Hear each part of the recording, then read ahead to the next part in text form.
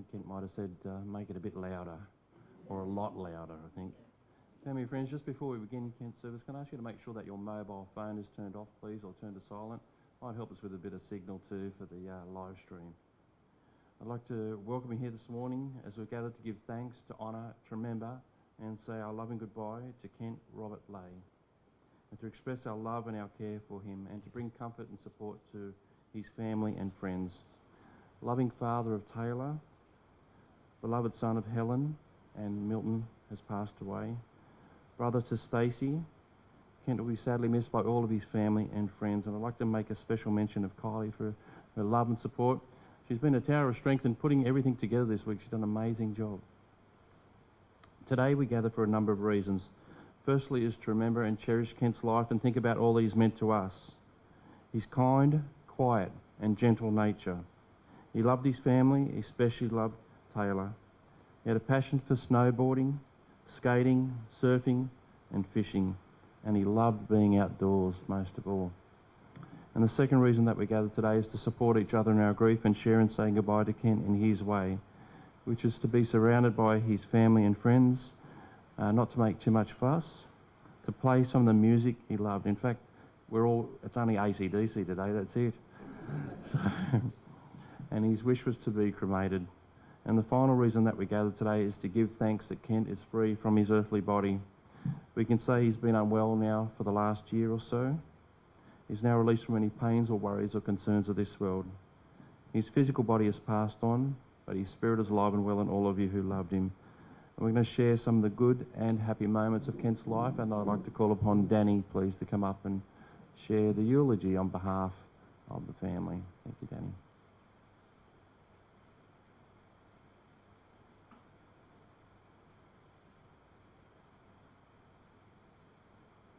Good morning, family and friends.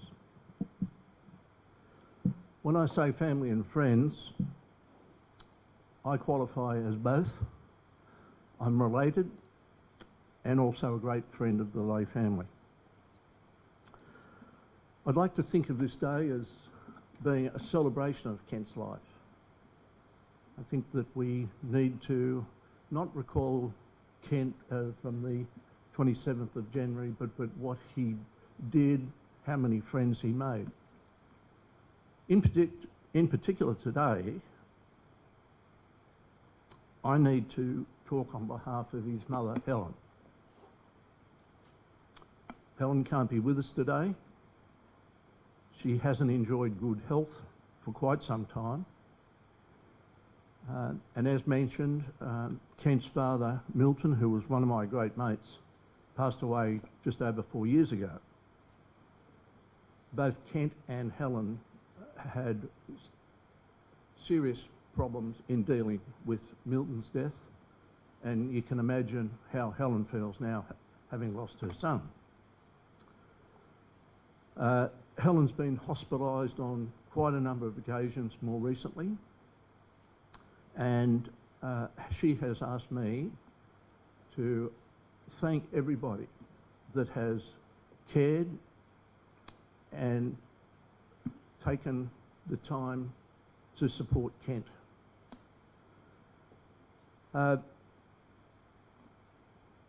Kent has a sister, Stacey, who also couldn't be with us today. She has sent Kylie a message that unfortunately Stacey and her daughter Amber are unable to be here, but her thoughts are with Kylie and Taylor today. Kylie and Kent shared a wonderful, loving relationship for a period of time and were blessed with the son, Taylor. When I look at this photo, I can't imagine how you could epitomise father and son better than that. I had the pleasure of working with Kent Lay for a number of years at St George Leeson. I had an advantage. I was his boss. I didn't really need to make it clear to Kent that he had to pull his weight. he did that automatically. He made many friends at St George. The staff loved him, and I know that there are many staff of St George League Sub watching this streaming service today. I think the way that I'm going to remember Kent is this photograph and looking at all of the things that Kent was so active with. We are going to miss him greatly. And as I said, Helen wants to be quite clear about how much she would have loved to have been here. But thank you for being here. We're very grateful. And as I said, Kent will be fondly remembered. Thank you.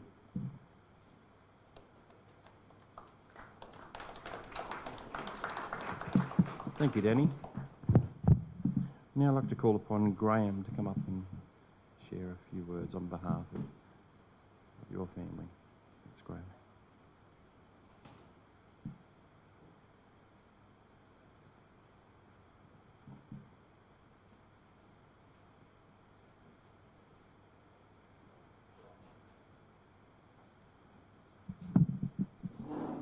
Wow, look how many people are here.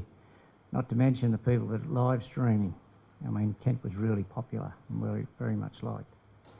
Anyway, my name is Graham. I'm Kylie's father and Taylor's grandfather. Unfortunately or fortunately, they've made a couple of speeches, but they've asked me to read them out because they don't think they could do it themselves emotionally. Well, I've had a lot of problems with that as well. So I've been reading them over and over and over again till I get better at it. Anyway, first, well, bear with me. First tribute to Kent, I'd like to read from Kylie. This is Kylie's speech. Kent, I first met at Perisher in 2010. He then moved up to the north coast with me, settling in Woolgoolga, where we welcomed Taylor into the world. Even though we haven't been together for years, Kent was very much still involved in our lives. Kent has been living on this roller coaster for a long time, being well for 3 months or so and then not again. When Kent was well, it was great. He would take Taylor camping, fishing and skating, picking him up from school every day. We were all riding this roller coaster.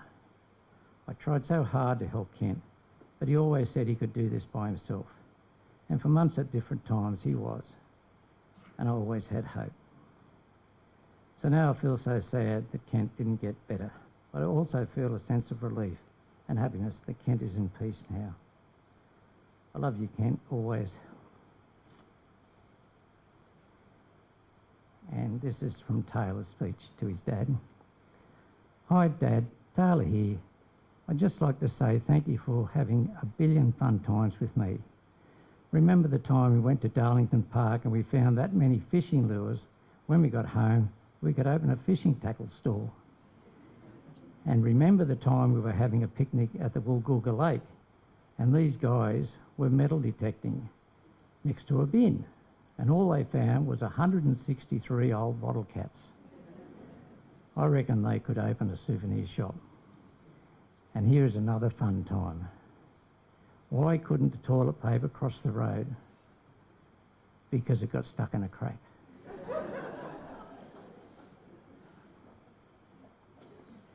Thank you for having 1,000,001 fun times with me, Dad.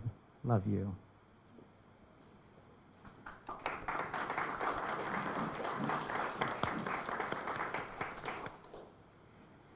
And this is my message. I first met Kent 14.5 years ago at Perisher when I went to visit Kylie during the ski season. Kylie was working there. Kent was also working at Perisher at that time, and Kylie introduced Kent to me when I was out to dinner. Little did I know at that time that they would become an item. When the ski season finished, Kylie and Kent travelled up the south coast and camped on the way before visiting Kent's parents, Helen and Milton, at Ulladulla, and then visiting me at Nowra, where I was working at that time. My first impressions of Kent was, what a great guy. He was polite and obliging. You could even say he was a gentleman. That year, 2010, Kent came on our family annual holiday to Tangalooma on Moreton Island. As he and I had four-wheel drives, we took them onto the island with all the provisions we needed for the week. So much food and little room for the passengers, but we managed. For the first couple of years with Kent, he took his camper trailer. I don't think he'd used it for some time, because as we opened it up, huntsman spiders were running everywhere. Kylie and Kent didn't mind, as they were together, and most of the huntsmen ran into the bush. And Moreton Island is probably now infested with these spiders. For the next 7 years, we continued to have this great holiday. Kent was good company and fitted in so well with all of us. Even though Kylie would set up a roster for whose turn it was to cook, Kent was always there to help. Kent, Jason and Christopher, Kylie's brothers, became really good mates. Did a lot of fishing, especially in the evening after dinner. After a couple of years, Taylor arrived. Kent was proud as punch with Taylor and loved to spend as much time as he could with his son. I had a lot of time for Kent, and even when Kylie and Kent were no longer together, I would go and see him when I was in the area. I would either call him or he would call me, and we'd talk one-on-one about a lot of things. What was paramount for Kent was that he wanted the best for Taylor. He was so keen to be part of his son's life, to go fishing and camping, teaching him how to surf. Kent loved the time he had with Taylor.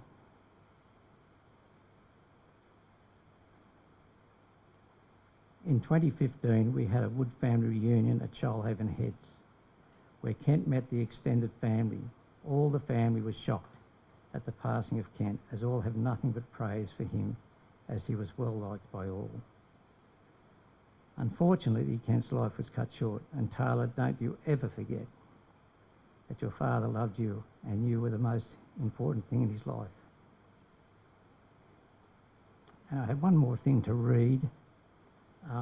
This came in late yesterday, and it's from Auntie Christine. She didn't intend this to be read.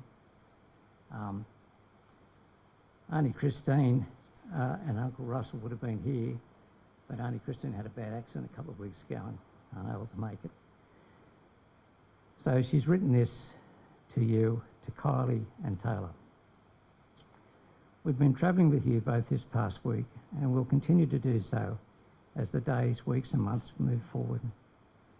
You are two very brave souls with a lot of love for Kent in your hearts.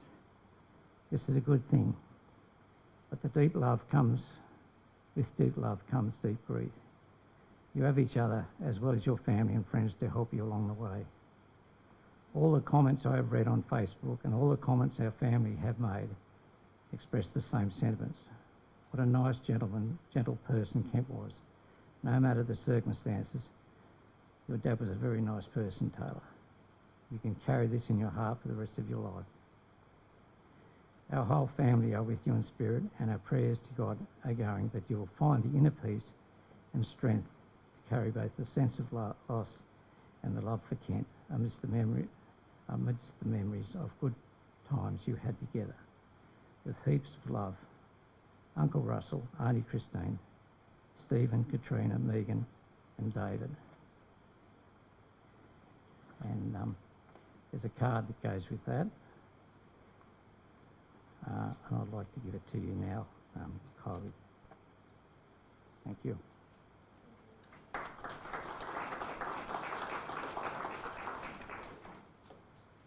Thank you, Graham, for those beautiful words. I'd like to ask now Danny if you want to come back up again. Did you want to say any other tributes, Danny? I did have you down twice, mate. That's all right. All right. I'll ask Marilyn now to come up. Thank you, Marilyn.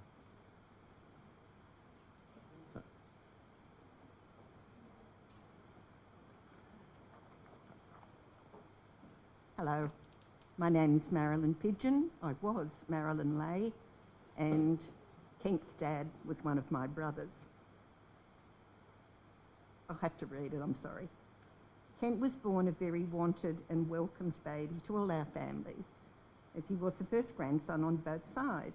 We really only had him in Sydney for a short time before they moved to Perisher Valley, but he was already an adventurer. I recall Helen saying even before he could walk, he could crawl and climb everywhere. And it was not unusual to find him on the kitchen bench or up on the top of the fridge, having climbed up the drawer handles or crawling along the back of the lounge. So it's no wonder that he loved the outdoor life of the snowy mountains and the skiing and excitement that comes with that very beginning. After 5 years or so, and with the addition of sister Stacey, they moved to Ulladulla on the south coast of New South Wales, which presented... Can you hear me all right? Yeah. Is that better? Yes. Okay. They moved to Ulladulla on the south coast of New South Wales, which presented Kent with more opportunities to learn things that became the joys of his life.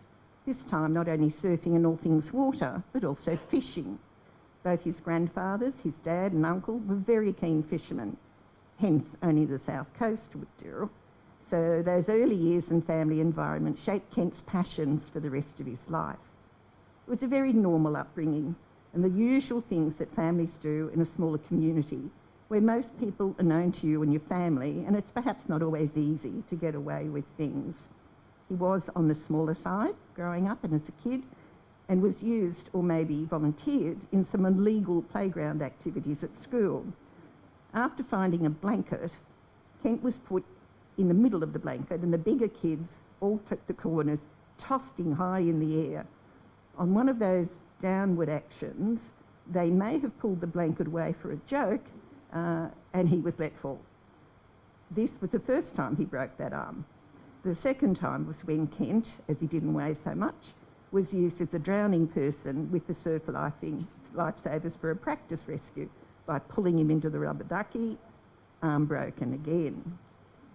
Maybe Kent was a bit naive or easily fooled when, as a youngster at Perisher, one of the workmen with sleight of hand showed Kent how you swallowed a coin and then he picked it out from behind Kent's ear.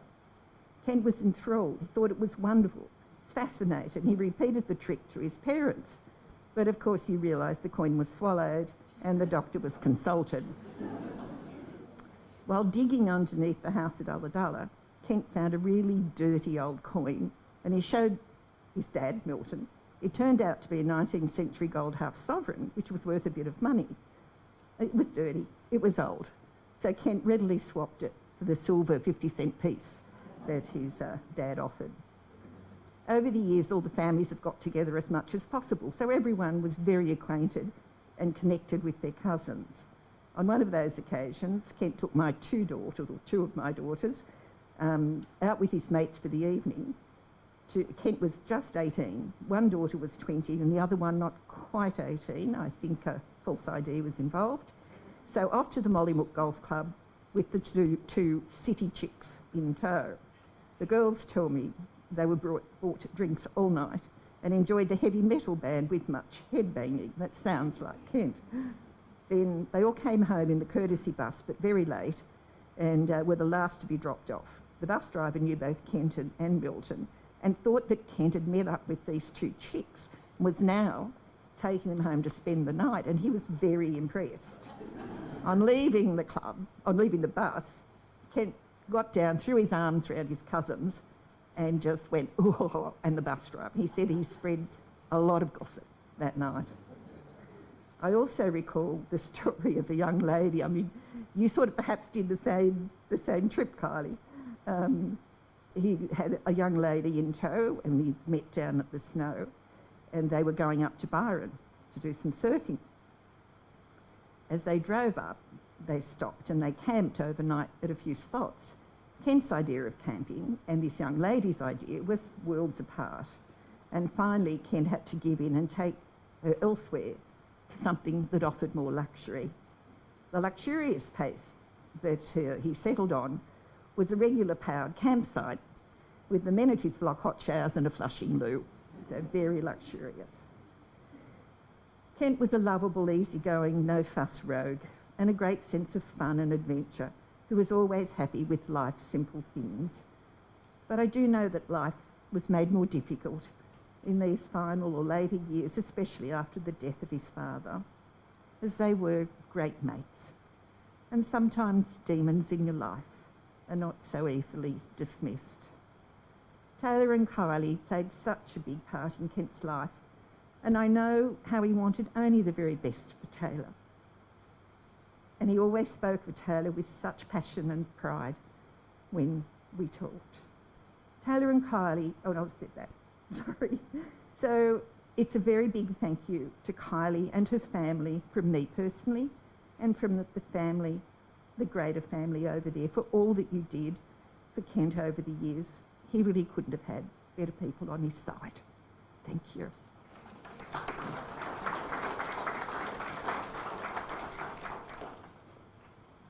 Thank you, Marilyn. Thank you for sharing all those wonderful memories. Now, none of you kids try that coin trick at home. Now, I'd like to call upon Pamela or Pam to come up.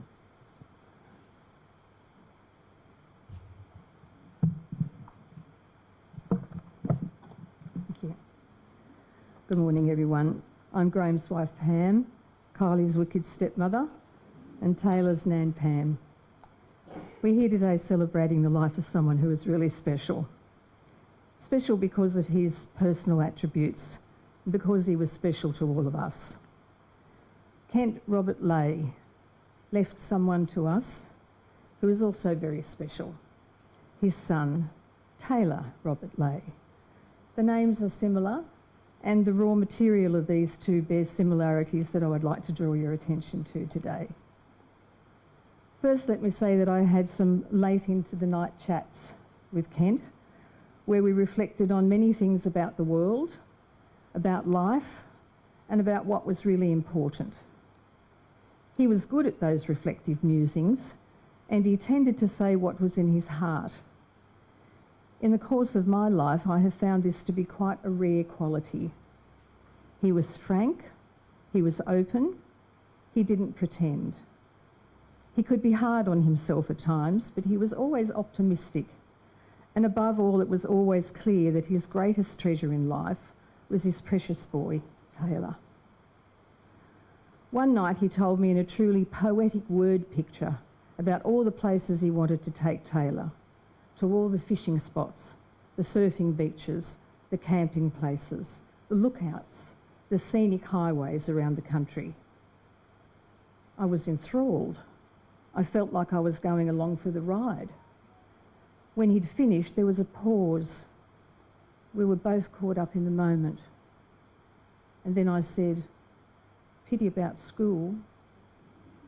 We then had a good laugh, realising that there were sure and certain barriers to a dream of taking off in the troopy for this extended escape together. However, we couldn't help but note the full and valuable education it would present if it could be pulled off. This was the experience that Kent wanted to share, the vision that was close to his heart. Time with his son, passing on the things he loved, the fishing, the camping, the great Australian outdoors, his affinity with the bush. Kent had a ready sense of humour, and Taylor appreciated it from a very young age. He would only have been about 4 when his dad dropped him off to us one afternoon when we were staying at the caravan park in Whoopi. He had enjoyed an overnight stay with his dad, and Kent dropped him off to us on his way to work.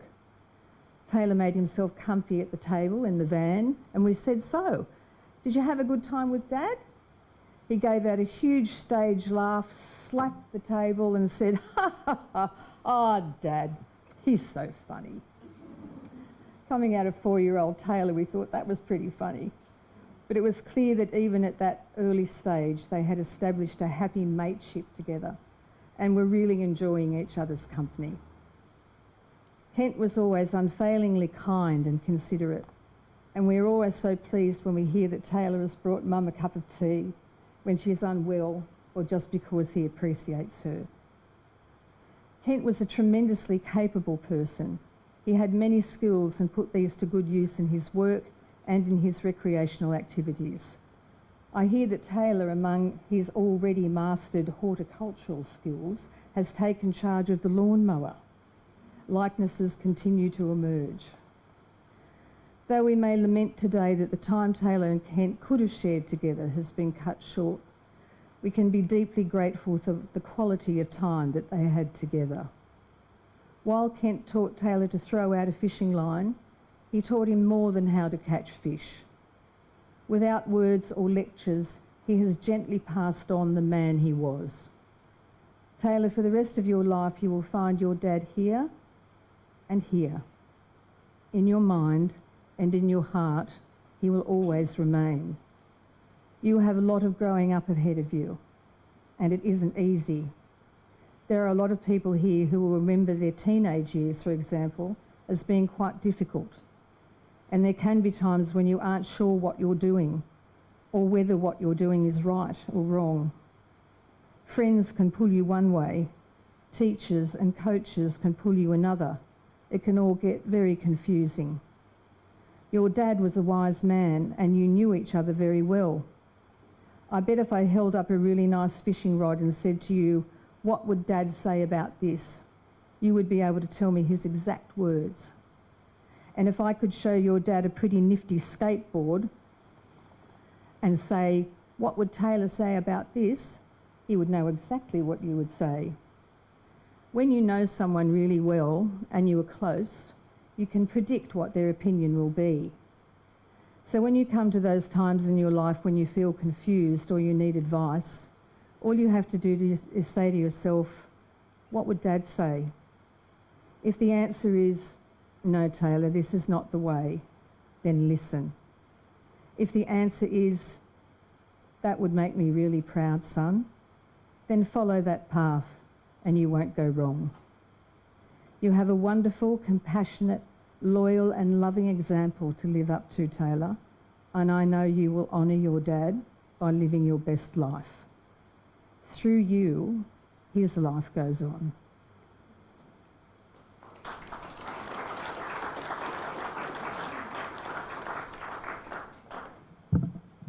Thank you, Pam.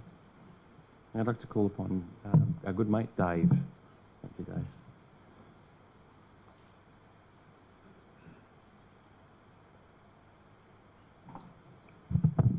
Hi everyone, thank you all for coming. I'm Dave Diggers, or Mildsy to a lot of the people in Ulladulla. Grew up with Kent, not his longest friend, but I've known him since probably high school years.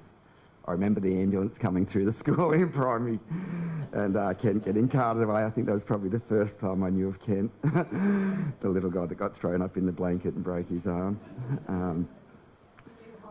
No, I was not part of it. It wasn't me.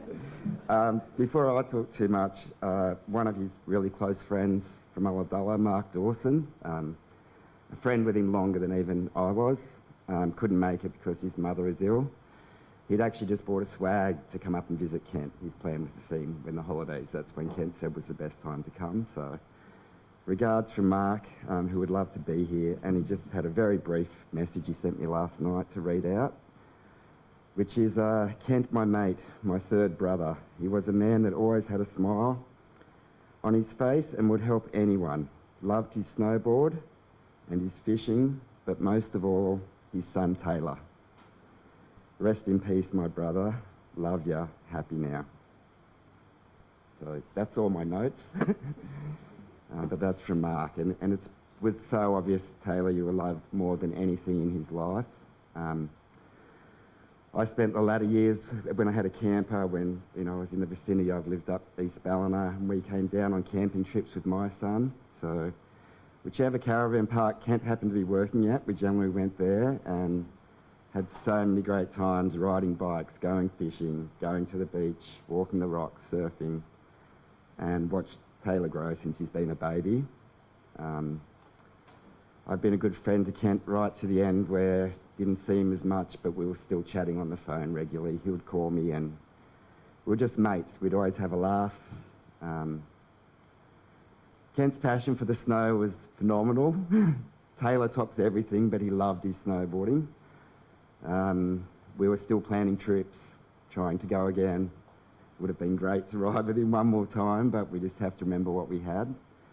Kent was such a beautiful guy with so many friends all over the planet, basically. It didn't matter where he went. He's just such a lovable character. He's so honest and happy and never said a bad word about anyone. So he's truly going to be missed. I love the guy so much.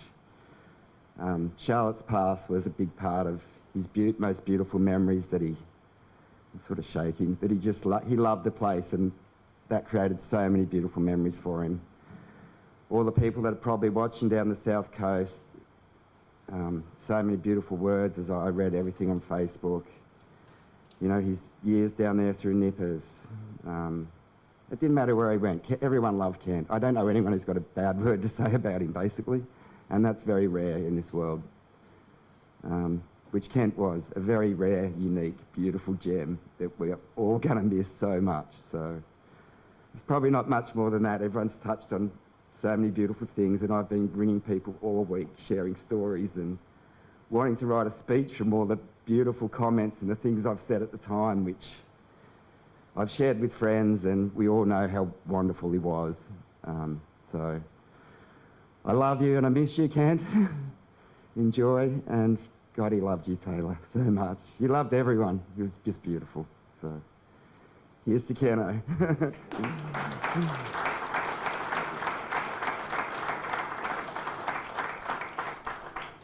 Thank you, Dave, so much.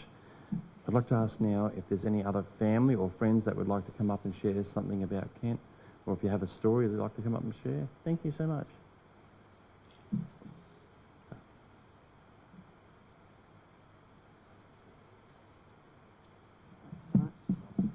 Thanks.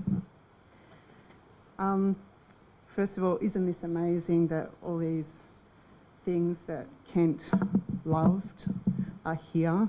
So thank you, Kylie, for doing that. Hello, everyone. I'm Jackie and this is Cameron, and we are just two of the proud cousins that are here today, and some who can't be with us today. And also we had some similar stories about the broken arm as well to tell. However, I did recall that the same arm may have been broken earlier tripping over a bucket of crabs. So we wondered if that, you know, the arm was ever going to get broken again. So there's many fond memories we have to share about our time with Kent growing up, and we'd like to share a few of those with you this morning, but a lot of those sentiments have been expressed.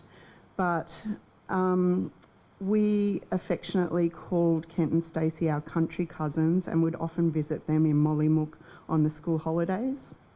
It was always full of adventure, surfing, skiing, fishing, collecting golf balls, listening to the 12th Man on cassette, teasing Pa, and catching blue-tongue lizards. Kent was always the ringleader of these activities, and it was because of his spirit of adventure. In fact, Kent was the person who taught me how to ride a surfboard, and I thought that was so cool. In our 20s and 30s, we were dispersed across the country, and we always stayed in touch with Kent. We shared a love of the snow and music, and catching up from time to time in Perisher and also at the Big Day Out music festivals.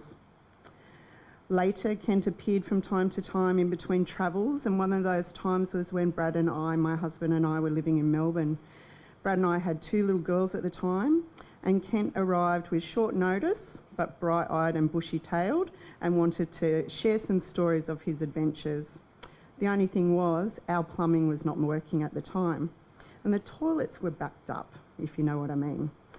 Brad and I thought, if anyone can handle this situation, Kent is the man for the job. Anyway, he tried to assist to unblock our toilets, but then soon gave up and said, I'm off to Macca's. Don't blame him, really. So most recently, I spoke with Kent on the phone just prior to Christmas, and we joked about ageing and our bodies not having the flexibility they used to have for a 50-plus person. Kent desperately wanted to go back to Japan to do some snowboarding. And he also spoke of spending time with Taylor soon. And we chatted about our kids growing up really fast. It was a really lovely conversation, and he seemed well and happy. There are many stories to tell.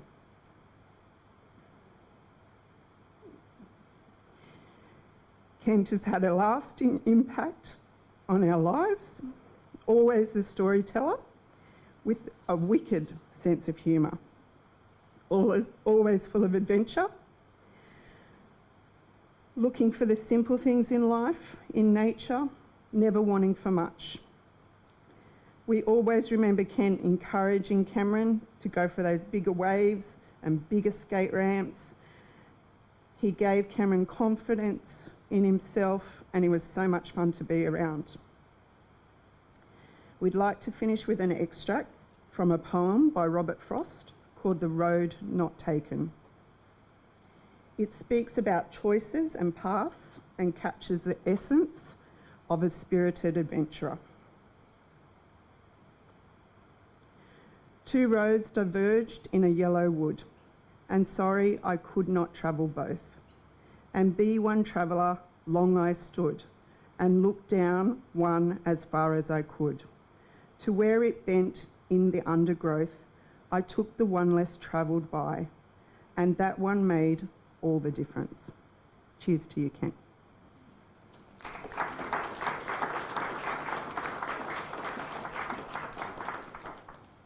Thank you. Anyone else would like to come up and share something about Kent?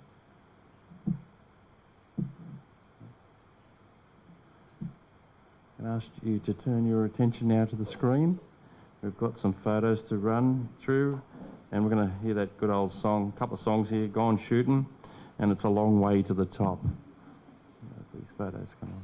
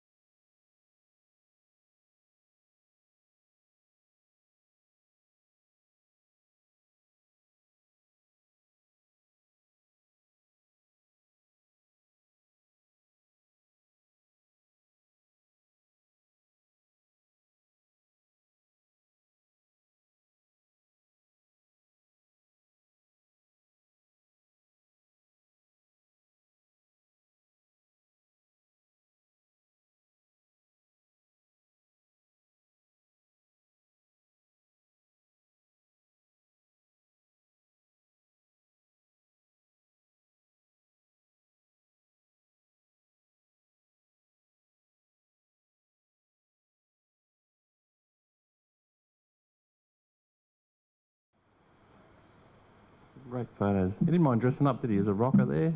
That's pretty good. And you can see he was a very good fisherman too, eh? Some nice flathead there and lots of fish. So I've chosen a little reading just to, I think it's very apt for Kent, so I'd like to share that with you. It's called Gone Fishing. I've finished life chores assigned to me, so put me on a boat, headed out to sea. Please send along my fishing pole, for I've been invited to the fishing hole, where every day is a day to fish, to fill your heart with every wish. Don't worry or feel sad for me. I'm fishing with the master of the sea. We'll miss each other for a while, but you will come and bring your smile. That won't be long, and you will see, to we're together, you and me. To all of those that think of me, be happy as I go out to sea. If others wonder why I'm missing, just tell them that I've gone fishing. Family, friends, can I ask you to please stand now as we come to the most difficult part of our service, as we say farewell to Kent. And now tenderly, lovingly and reverently we farewell Kent Robert Lay into nature's keeping. We wish Kent peace and eternity, for he has now entered the last sleep, free of any concern, care or pain. But his spirit will live on in all of you who loved him and appreciated the part that he played in your life. And family and friends, to love someone is to risk this pain of parting, and not to love is to never have lived. The pain and the tears that you have now is the honouring of your love for Kent. And if you have any regrets today, may they be turned into gratitude for the time that you shared with Kent. And I'd like to give each and every one of you an opportunity to come and say your own goodbye to Kent in a way. And I'd like to ask you to repeat these words in a moment. Kent, with our love, we let you go. And Kent, into the arms of eternity with family and friends gone before you, lighting your way. Together now, as your family and friends, we respond with those words. Kent, with our love, we let you go. And Kent, into our most precious memories within all of our hearts, we respond together with those words. Kent, with our love, we let you go. And Kent, into your freedom and peace until one day we are reunited with you again, we respond together. Kent, with our love, we let you go. And may you rest in peace. Before we play the final piece of music, I'd like to leave you with some closing words. Those we love remain with us, for love itself lives on, and cherished memories never fade because a loved one's gone. And those we love can never be more than a thought apart. For long as there is memory, Kent will live on in your heart. Just on behalf of Kylie and Taylor, say once again thank you for being here. We'd love to invite you to the Diggers Club, or pub? Yeah, it's a club. Please come back there and have a drink for Kent and share some more memories and stories with the family. Thank you. We've got one final song. You're welcome to be seated if you like, or if anyone, we do have the Kent sashes here. If you'd like to come over and touch them, you're welcome to do that as well.